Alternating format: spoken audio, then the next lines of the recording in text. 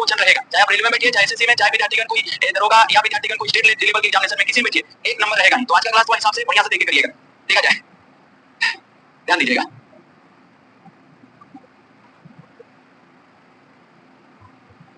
कल हम लोग नंबर का इतिहास पढ़े थे ना, कि कैसे हम लोग इस नंबर के पास पहुंचे, उसका पूरा विद्यार्थीगण हम आपको ब्यौरा दिखाए थे, कहां-कहां से कैसे-कैसे प्रोग्रेस होकर, अर्थात जो नंबर हम लोग संख्या आज हम जानते हैं, उसमें सबसे बड़ा योगदान किस देश का है?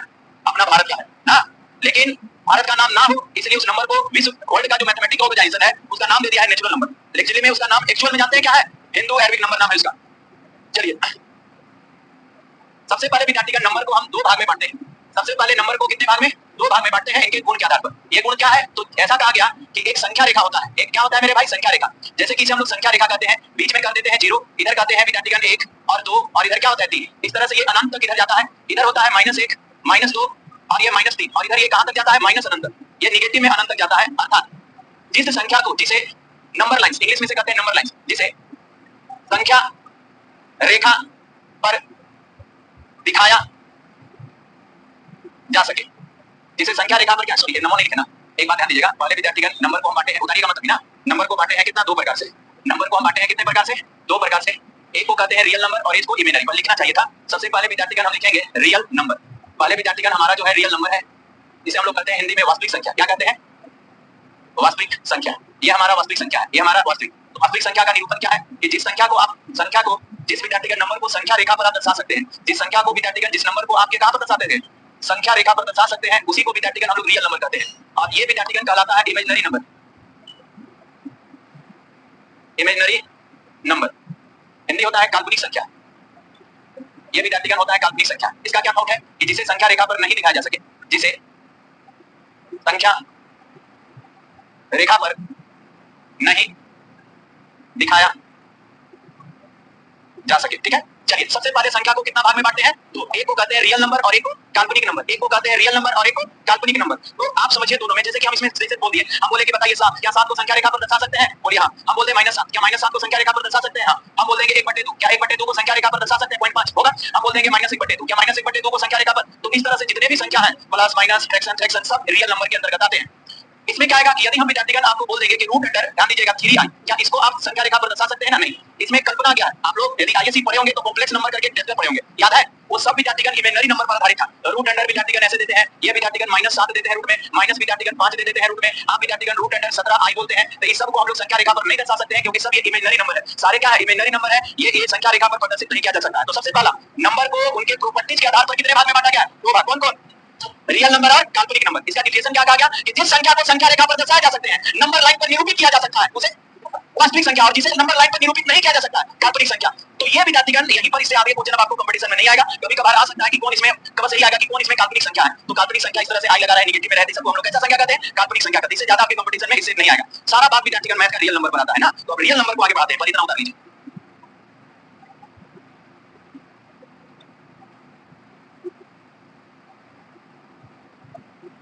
रियल नंबर किसे कहते हैं? सर, जिस नंबर को नंबर लाइन पर दिखाया जा सकता है रियल नंबर कहलाता है। काल्पनिक संख्या किसे कहते हैं? नहीं किया जा सकता। दिमाग में आ गया दो बात? चलिए, दो बात दिमाग में आ गया,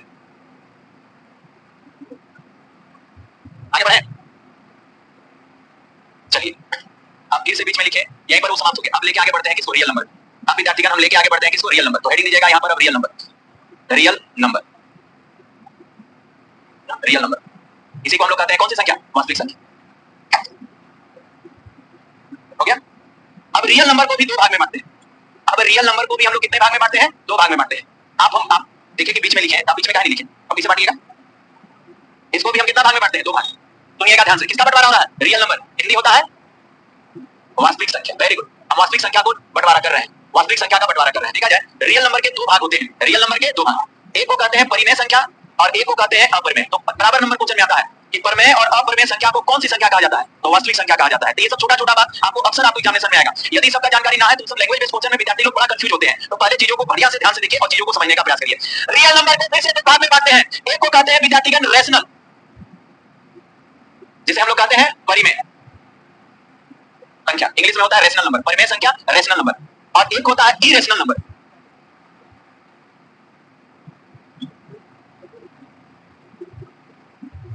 अपरिमेय संख्या। चलिए, यहां तक बातें समझ में आ गई। चलिए, रियल नंबर को कितने भाग में? दो भाग में बांटते हैं। एक को हम लोग कहते हैं रैशनल, हिंदी में परिमेय संख्या, दूसरे को कहते हैं इरेशनल, हिंदी में अपरिमेय संख्या। अपरिमेय और परिमेय मिलकर ही रियल नंबर बनता है, वास्तविक संख्या। दोनों का मिला हुआ नाम है वास्तविक संख्या। अब भाई मेरे इसको किस आधार पर सब बांटे हैं, तो आइए समझाते हैं। सबसे पहले विद्यार्थीगण हम लोग दो भाग में बांट दिए। अब क्या प्रॉपर्टीज है सुनिएगा, पेन छोड़ दीजिएगा और ध्यान से सुनिएगा। कहा गया है मैथमेटिक्स में कि जिस भी संख्या को p बाई क्यू में लिखा जा सके, जिस भी संख्या को p बाई क्यू में लिखा जा सके वो सारा संख्या क्या है, परिमेय है। आपको लगता है कि ये p बाई क्यू के फॉर्मेशन में है तो ये परिमेय है। और जिस भी संख्या को आप p बाई क्यू में नहीं लिख सकते हैं, जिस भी संख्या को आप p बाई क्यू में नहीं लिख सकते हैं, वो विद्यार्थीगण आपका अपरिमेय संख्या होगा। तो इसी गुण के आधार पर चीजों को बांटा गया है। ये बात साफ साफ बात पहचान हो जाना चाहिए कि आप किसी संख्या को बता सके कि कौन परिमेय है कौन अपरिमेय है। ऑब्जेक्टिव में हमेशा ये क्वेश्चन आता है, निम्नलिखित में से कौन परिमेय है, निम्नलिखित में से कौन अपरिमेय है। खासा कंफ्यूजन होता है विद्यार्थी लोगों का। आज के बाद ये कंफ्यूजन नहीं होनी चाहिए, ऐसा पढ़ना है। चलिए एक एक करके हम दोनों को समझाते हैं। देखिए विद्यार्थीगण, मैथ में कहा गया है, इसमें पहले इसको लग लेते हैं कि जिसे p बाई क्यू में लिखा जा सके, जिसे जिसे p बाई क्यू में, जिसे p बाई क्यू में लिखा जा सके, जिसे p बाई क्यू में लिखा जा सके। और इसमें क्या होगा, जिसे p बाई क्यू में नहीं लिखा जा सके, जिसे p बाई क्यू में, जिसे p बाई क्यू में नहीं लिखा जा सके। बोलिए यहां तक सभी विद्यार्थी संतुष्ट हैं? हाँ बताइए, परिमेय संख्या किसे कहते हैं, जिसे p बाई क्यू में लिख सकते हैं? बताइए अपरिमेय संख्या किसे कहते हैं? आइए समझते हैं। ये जानकारी होने पर भी बहुत सारे विद्यार्थी कंफ्यूज होते हैं। पढ़ना क्या है सुनिए, ध्यान दीजिएगा, एक एक करके सबके बारे में बताते हैं। देखिए विद्यार्थीगण, जितना भी नंबर है, चाहे वो पॉजिटिव है चाहे नेगेटिव है, जैसे हम लिखते हैं 5, हम लिखते हैं 9, हम लिखते हैं 13, ये जितना भी विद्यार्थीगण नंबर है, अनंत तक जितने नंबर है सब p बाई, आप जानते हैं कि कुछ नहीं तो नीचे क्या होता है, एक। तो ये p बाई क्यू के फॉर्मेशन है। कोई भी संख्या जैसे आप 20 लिखते हैं ना, कुछ नीचे नहीं तो कहा जाता है कि 1 है। यानी ये सारे नंबर जितना भी प्राकृतिक संख्या है सब विद्यार्थीगण परिमेय संख्या के अंतर्गत है। जितना आप नंबर लिखते हैं सब क्या है, परिमेय संख्या के अंतर्गत है। जितना आप पॉजिटिव नंबर लिखते हैं सब परिमेय संख्या के अंतर्गत। जितना आप नेगेटिव लिखते हैं, जितना आप नेगेटिव संख्या लिखते हैं, सारे विद्यार्थीगण नेगेटिव संख्या भी वो सब विद्यार्थीगण p बाई क्यू है। नीचे लिखेंगे तो p बाई क्यू में हो जाएगा। तो all positive number rational number है, all negative number rational number है। सारे फ्रैक्शन जैसे कि 5 बट्टा में 7 फ्रैक्शन है, ऑलरेडी p बाई क्यू है। 9 बट्टा में विद्यार्थीगण 8, भाई मेरे p बाई क्यू में है। आप देखिए 3 बट्टा में 5, तो जितने फ्रैक्शन है सब क्या है, जितना दुनिया में फ्रैक्शन है सब किसका परिभाषा है, परिमेय। वो पहले से ही p बाई क्यू है। इसमें कुछ नहीं तो आपको एक विद्यार्थी कहेगा कि p बाई क्यू बोल रहा है भाई और 5 को बोल रहा है, कहां नीचे कुछ है, तब उसको उत्तर क्या दीजिएगा? आज नीचे क्या है, 1 है। कुछ नहीं तो नीचे उना दिखता है लेकिन रहता है, उना दिखता है लेकिन है, नीचे रहता है। तो ये सारे पॉजिटिव नंबर परिमेय संख्या है, सारे नेगेटिव नंबर परिमेय संख्या है, सारे फ्रैक्शन परिमेय संख्या है, सारा फ्रैक्शन परिमेय संख्या है। क्या मेरी बातों को समझ पा रहे हैं? ये सारा विद्यार्थीगण क्या है, परिमेय संख्या है। आगे बढ़ते हैं, देखा जाए हमारा इसमें विद्यार्थीगण याद रखिएगा, इसमें फ्रैक्शन में 22/7 भी 22/7 यदि पूछेगा 22/7 कैसा है तो ये परिमेय संख्या है। 22/7 कैसा संख्या है, परिमेय। क्यों? क्योंकि ये p बाई क्यू के फॉर्मेशन में है, क्योंकि ये p बाई क्यू के क्या है, फॉर्मेशन में है। तो कोई भी संख्या यदि p बाई क्यू के फॉर्मेशन में होगा तो सारा संख्या क्या होगा, परिमेय संख्या होगा।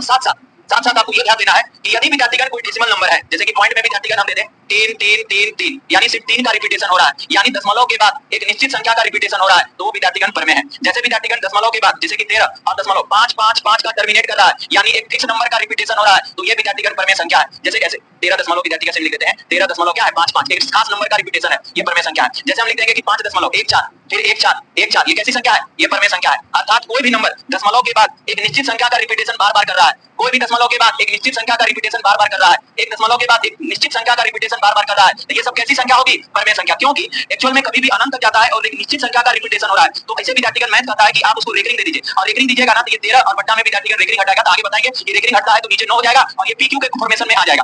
दशमलव हटाते हैं तो रिपीटेशन को रेकरिंग देते हैं। एक टॉपिक आप पढ़ाएंगे रेकरिंग, उसमें बताएंगे कि इसको p बाई क्यू में लिखा जा सकता है, ऐसे नंबर को p बाई क्यू में लिखा जा सकता है। अरे मेरी बातों को समझ पा रहे हैं? तो ये सारा नंबर जो है क्या कहलाएगा, परिमेय संख्या। इतने सारा पॉजिटिव नंबर कैसी संख्या, परिमेय संख्या। सारा नेगेटिव नंबर कैसी संख्या, परिमेय संख्या। सारा विद्यार्थीगण फ्रैक्शन कैसी संख्या, परिमेय संख्या। अर्थात और विद्यार्थीगण किसी भी विद्यार्थीगण दशमलव के बाद कोई ऐसा संख्या है जिसको आप p बाई क्यू में लिख सकते हैं। जैसे विद्यार्थीगण बोल देगा कि 2/5 परिमेय है या परिमेय, परिमेय है, क्योंकि 2/5 को आप लिख सकते हैं 25 और बट्टा में कितना 10, पॉइंट हटेगा तो इसको काटेंगे तो ये हो जाएगा 5 और बट्टा में 2। तो जितना भी डेसिमल नंबर है, डेसिमल में नंबर है वो सब परिमेय संख्या है, क्योंकि डेसिमल नंबर को हम लोग विद्यार्थीगण हटाकर फ्रैक्शन लिख सकते हैं। तो इस प्रकार की जितनी संख्या है वो कैसी संख्या है, परिमेय संख्या है। कितनी संख्या है, परिमेय।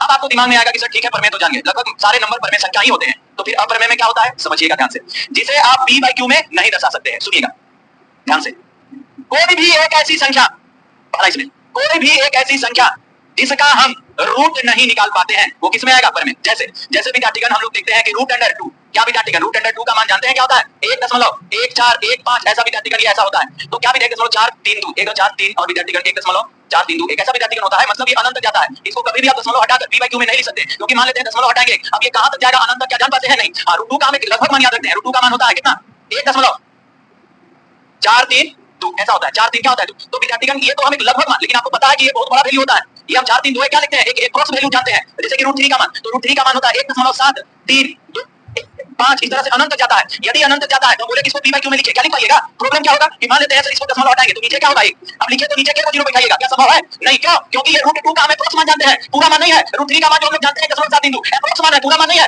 तो जितना भी रूट नंबर है जिसका पूरा वर्गमूल नहीं निकालते हैं, जितना भी रूट नंबर है, लेकिन इसमें रूट अंडर विद्यार्थीगण 16 नहीं हो पाएगा, रूट अंडर 16 नहीं हो पाएगा क्योंकि इसका पूरा वर्गमूल निकलता है। रूट अंडर 25 नहीं हो पाएगा क्योंकि इसका पूरा वर्गमूल निकलता है। तो जिसका पूरा वर्गमूल निकलता है जैसे कि रूट अंडर 4, रूट अंडर 16, ये सब किसमें आ जाएगा?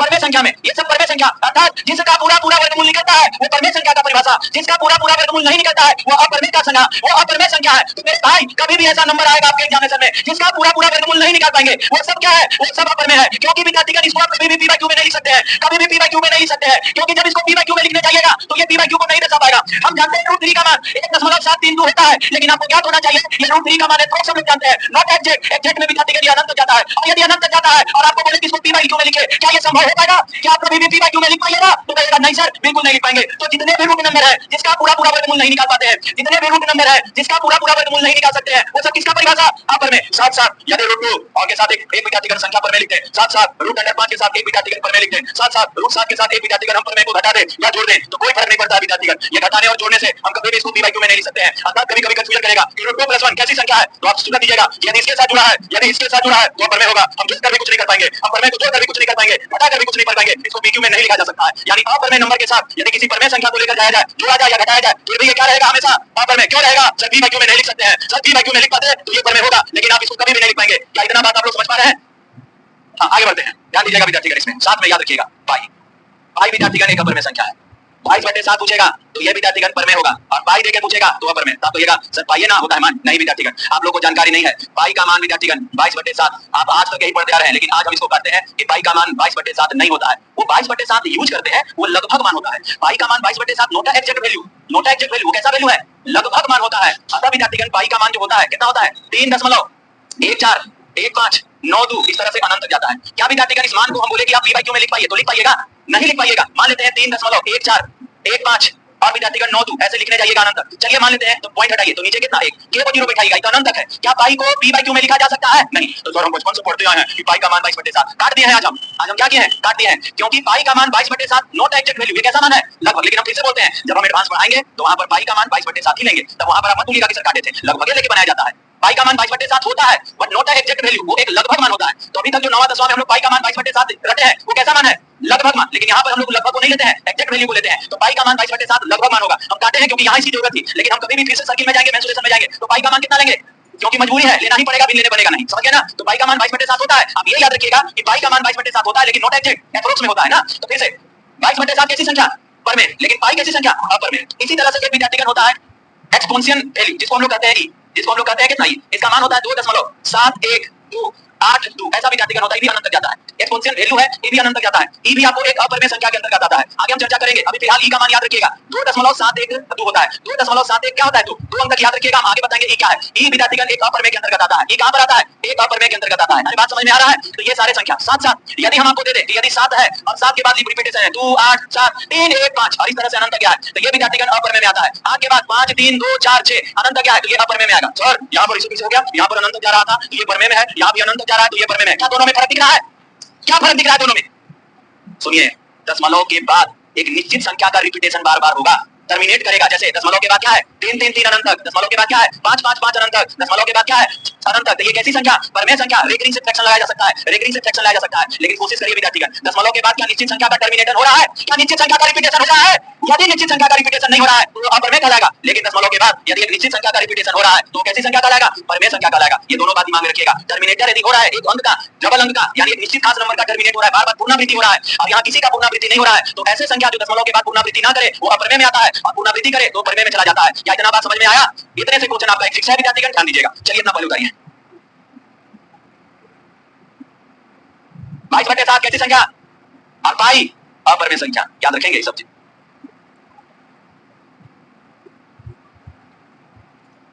हो गया? मिटा दें? हाँ बोल लीजिए, जोर से खड़ा होइए। हाँ बैठ जाइए। हाँ बोलिए। हाँ जोर से। पाई के ई है, ई फॉर एलिफेंट।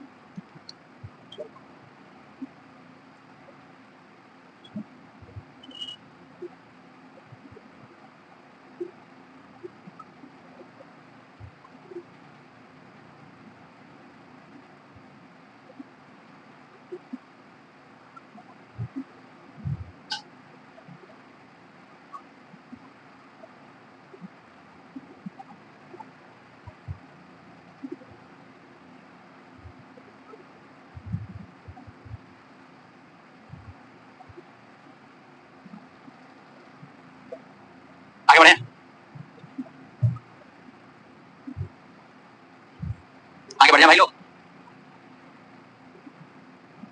सब जवाब देते।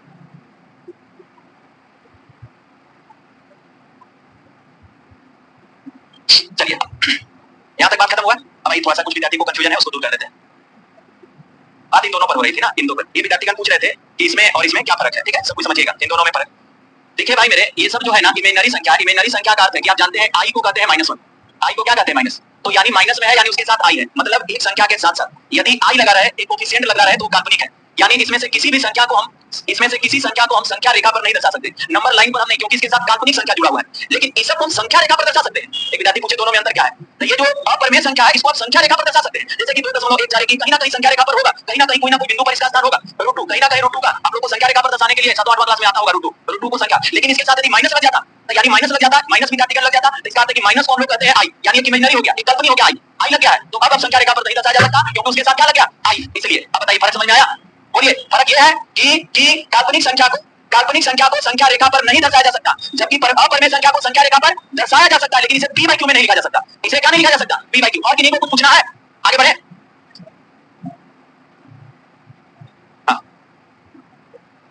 √2 को बिल्कुल दर्शा सकते नहीं, इसलिए तो काल्पनिक हो गया।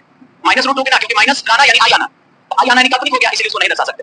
और कोई विद्यार्थी √2 होगा तो फिर रूट लगा हुआ तो उसको फ्रैक्शन में ना, रूट में आप कोई संख्या को नहीं, उसको रूट से हटाइए, तो रूट से हटाएंगे तो फिर अनंत जाएगा, फिर दशमलव हटाइए नीचे 0 बैठाइए, ये संभव ही नहीं होगा क्योंकि उसका मान अनंत तक जाता है। रूट में डायरेक्ट रख के आप p/q नहीं कर सकते। चलिए यहां तक हो गया। ये विद्यार्थी बोल रहे हैं कि सर √2 है तो इसके नीचे कोई है और इस कथन से हम p/q कर सकते हैं। तब इस बात को खंडित किया कि नहीं भाई, √2 को आप डायरेक्ट रूट में मत रखिए, रूट से निकालिए तो 1 दशमलव क्या होगा 1.432 1 इस तरह से अनंत तक होता है। चलिए आप एक ले लिए, दशमलव हटाइए तो k को 0 बैठाएगा, क्या ये निश्चित है? तो नहीं, तो आप p/q में इसे नहीं लिख सकते हैं, इसे p/q में नहीं। तो कुछ संख्या दे रहे हैं उसके सामने बस आपको परमेय या अपरमेय लिखना है। कुछ संख्या दे रहे हैं आपको उसके सामने परमेय या अपरमेय लिखना है। चलिए खाली बस लिखना है ना। पहला विद्यार्थीगण √3 + 1 बोलना नहीं है, बस सामने लिख देना है। √3 और गुणे विद्यार्थीगण √5 खाली लिख देना है। √5 √7 और गुणे विद्यार्थीगण 2√7 लिख देना है। √7 - √3 बस लिख देना है। हम आपको दिए पाई +1 बस आपको लिख देना है। हम आपको दिए a - 1 बस आपको लिख देना है। हम आपको दिए 7 + √25 बस आपको लिख देना है। हम आपको दिए 1.378 बस आपको लिख देना है। हम आपको दिए 1.333 बस आपको लिख देना है। हम आपको दिए 16.5 बस आपको लिख देना है। चलिए परमेय अपरमेय खाली आपको लिखना है।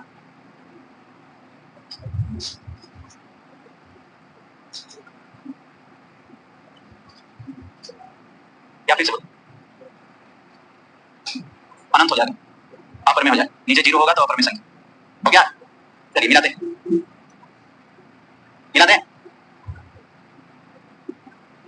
पहला क्या होगा तो सर इरेशनल, ये विद्यार्थीगण IR का होता है इरेशनल ना, कोड में लिख रहे हैं अपरमेय। ये क्या होगा सर? ये भी अपरमेय होगा इरेशनल। ये क्या होगा? ये रेशनल हो जाएगा मेरे भाई, ये रेशनल हो जाएगा। अब देखिए काहे हुआ, देखिए जब गुना करेंगे तो √7 7 और 2 14 रूट हट गया ना, तो कभी आपको ऐसा मान जो रूट हट जाए तो फिर वो परमेय हो जाएगा। यहाँ पर आप कुछ भी कर दीजिए रूट नहीं हट पाएगा, तो वो विद्यार्थीगण अपरमेय संख्या। आप गुना करिएगा तो √15 आएगा, अपरमेय संख्या। लेकिन इसको गुना करिएगा ना तो ये रूट हट जाएगा, यानी कभी भी मल्टीप्लिकेशन या कैलकुलेशन के दरमियान रूट हट जाए वो परमेय संख्या हो जाता है। ये दोनों में रूट नहीं हट पा रहा था। ये बताइए इरेशनल, ये बताइए ये रेशनल, दशमलव के बाद एक निश्चित संख्या का रिपीटेशन, एक निश्चित संख्या का रिपीटेशन। बताइए इरेशनल, बताइए इरेशनल, बताइए रेशनल। ये रेशनल क्योंकि ये 7 और इसका मान 5 तो ये रेशनल। बताइए इरेशनल क्योंकि आप देख रहे हैं कि दशमलव के बाद निश्चित संख्या का रिपीटेशन नहीं है। ये बताइए ये सर परमेय क्योंकि दशमलव के बाद अनंत नहीं है, खाली दशमलव हटाएंगे तो p/q। सबका सब सही है? हाँ बोलिए सब सही है ना। तो आप समझिएगा कि एक क्वेश्चन आपके एग्जामिनेशन का फिक्स है, अब कभी भी ऐसे क्वेश्चन आए तो बना लीजिएगा ना परमेय अपरमेय। चलिए आगे बढ़ते हैं विद्यार्थीगण। अब हम लोग लाते हैं परमेय संख्या को। समझिएगा पहले दो भाग में बांटे, रियल इमेजिनरी। इमेजिनरी को छोड़ दिए, रियल नंबर को बांटे। रियल को बांटे तो रेशनल इरेशनल, इरेशनल को छोड़ दिए, अब किसको बांट रहे हैं? रेशनल नंबर को। चलिए विद्यार्थीगण रेशनल नंबर परमेय संख्या।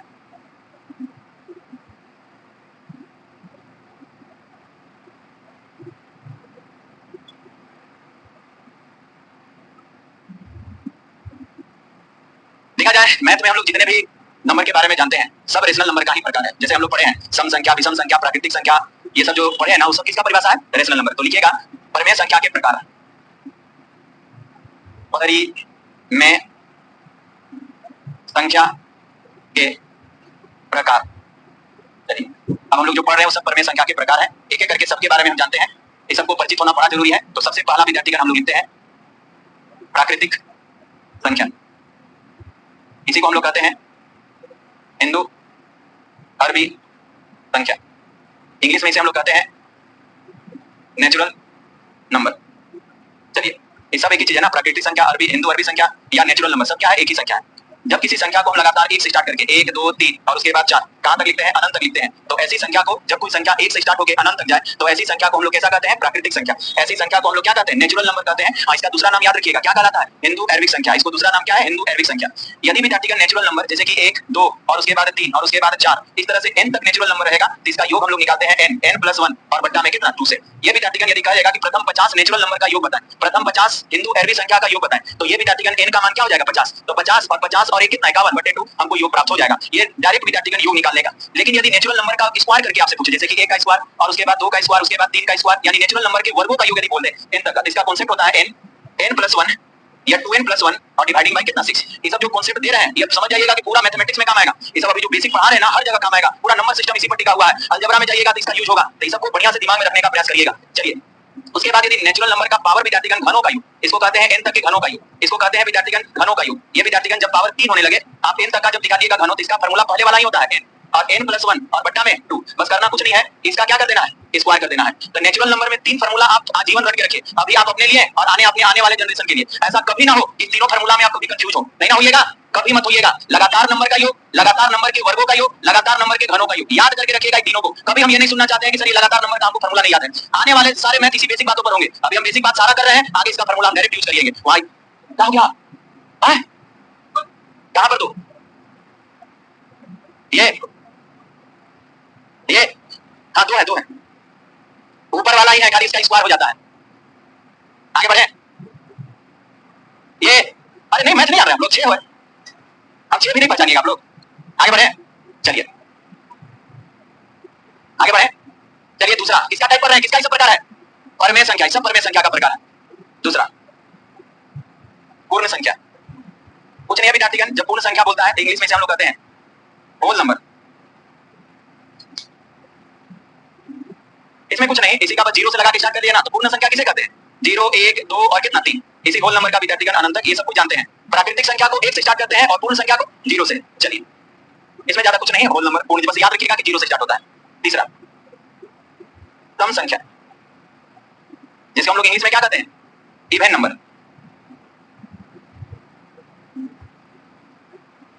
सब कुछ जान रहे हैं ना इवन नंबर के बारे में? सुनिएगा, जान रहे हैं लेकिन हम कुछ आगे बताएंगे आपको 2 कदम, ठीक है ना? जैसे कि 2 4 6 8 10 कहां तक जाएगा? अनंत तक। ये सब विद्यार्थीगण इवन नंबर कहलाता है। अर्थात ऐसी संख्या जो 2 से पूर्णतः विभाजित हो, ऐसी संख्या जो 2 से पूर्णतः क्या हो? विभाजित हो, वो सभी विद्यार्थीगण इवन नंबर कहलाते हैं। ये सबको पता होगा। लेकिन क्या विद्यार्थीगण आपको पता है कि यदि 2 और उसके बाद 4 और उसके बाद 6 और उसके बाद 8 इसको यदि n तक लिखा जाए तो इसका योग क्या होता है? या विद्यार्थीगण आपको 2 और प्लस विद्यार्थीगण 4 और उसके 6 और विद्यार्थीगण 8 इसको x पद तक लिखा जाए तो इसका क्या होता है? ये दोनों अलग अलग फार्मूला होता है। आपको हम बता देते हैं कि इस फार्मूला में दोनों का हम आपको लिख के देते हैं कि 90% विद्यार्थी कंफ्यूज रहते हैं। क्यों? क्योंकि एक साथ कोई भी शिक्षक इसको बढ़िया से बताता नहीं है। इसको बता देगा, इसको छोड़ देगा, इसको बता देगा, इसको छोड़ देगा, नतीजा कंफ्यूजन क्लियर रहेगा। आइए विद्यार्थीगण आपको भी कंफ्यूज नहीं होइएगा। अभी हम जो जिनों के बारे में बताने जा रहे हैं, क्या बताने जा रहे हैं समझिएगा, इसको याद रखेंगे दिमाग में, लिखिएगा। यदि विद्यार्थीगण n तक प्राकृतिक संख्या सम संख्या है तो इसका योग होता है n/2 और विद्यार्थीगण क्या होता है? n/2 और प्लस क्या होता है? 1। ये विद्यार्थीगण होता है लेकिन x पद तक हो तो ये होता है x और विद्यार्थीगण x+1। अब दोनों में से फर्क क्या है समझिएगा। दोनों में फर्क क्या है इसी को हम समझाने का प्रयास कर रहे हैं, ध्यान दीजिएगा। जैसे विद्यार्थीगण हम 2 क्वेश्चन देते हैं, एक क्वेश्चन देते हैं, यहीं से दोनों को समझना है। हम दे देंगे कि 2 + 4 + कितना 6 और डॉट डॉट डॉट हम बोल देंगे कि बताइए इसका 24 तक का योग क्या होगा? 24 तक का ये विद्यार्थीगण 24 तक का योग विद्यार्थीगण क्या होगा? मतलब हम एक सीरीज आपको दे दिए, ये सीरीज दे दिए और 24 तक का योग आपसे पूछ दिए। मैंने कहा लास्ट हुआ होगा 24 तक। एक और क्वेश्चन दे रहे हैं हम आपको भाई, यहाँ पर एक और क्वेश्चन दे देते हैं। क्वेश्चन आपको दे देते हैं 2 और विद्यार्थीगण 4 और उसके बाद विद्यार्थीगण 2 4 और 6 डॉट डॉट के 24 पदों का योग क्या होगा? 24 ये विद्यार्थीगण पदों का योग क्या होगा? याद रखेंगे विद्यार्थीगण, दोनों का सॉल्यूशन अलग अलग होगा। इसमें देखिए क्या बोल रहा है कि एक सीरीज दिए 2 4 6 कहां तक? 24 डायरेक्ट है 2 4 से 24 तक का पूरा का योग। तो इसके लिए कौन फार्मूला यूज करेंगे? ऊपर वाला। लेकिन आपको यह दे दिया कि 2 4 इस तरह से किया था 24 माने इसका अंतिम में 24 नहीं आएगा, इसके टोटल नंबर है। आज दोनों में फर्क समझ रहे हैं? इस सीरीज 24 तक गया है और ये 24 तक गया है, दोनों में अंतर है। तो इसका जब विद्यार्थीगण हम सब निकालेंगे ना तो इसके लिए हम लोग को यूज करना पड़ेगा ऊपर वाला कि सर 24 और बट्टे में 2 और विद्यार्थीगण 24 बट्टे में 2 और प्लस कितना 1। तो यहां से हल करेंगे तो इधर 12 और इधर हो जाएगा 13। अरे बात समझे? कितना आया? तो सर उधर हो जाएगा 6 2 और ये 5 और ये हो जाएगा 156। लेकिन यदि यहाँ पर आएंगे तो इसके लिए विद्यार्थीगण इसका यूज करना पड़ेगा। यहाँ पर विद्यार्थीगण जब सम निकालेंगे ना तो इसका प्रयोग करने के लिए हमको करेंगे, यहाँ पर 24 पद है, पद देगा तो यहाँ पर पद रखेंगे तो ये हो जाएगा 24 और गुणे 1 25। अरे प्लस से कर देंगे तो यहाँ पर जो होगा सर इस 5 कितना आया, देखिए दोनों में फर्क समझ में आ रहा है। ये पदों की संख्या दे देते हम लोग योग के लिए इसका प्रयोग करेंगे और लास्ट यदि टर्म दे देते योग के लिए इसका, तो ये दोनों को दिमाग में रखिएगा मेरे भाई, दोनों योग निकालने का फॉर्मूला है। वो डिपेंड करेगा कि डाटा क्या दिया हमको, अंतिम पद दिया कि अंतिम पदों का संख्या दिया। अरे दोनों में फर्क समझ पाए हैं। इसी तरह से सबका कुछ ना कुछ गुण बात है ना, सबका विद्यार्थीगण कुछ ना कुछ अपना प्राइम नंबर बताएंगे, कल पूर्ण नंबर बताएंगे, यौगिक नंबर बताएंगे, सबके बारे में पहले नंबर का जानकारी दे देते हैं। यही है बेसिक बात। ये सब पर बहुत अच्छा से कमेंट करिएगा तो मैथ में आगे प्रॉब्लम नहीं होगा। मिलते हैं भाइयों कल, जय हिंद।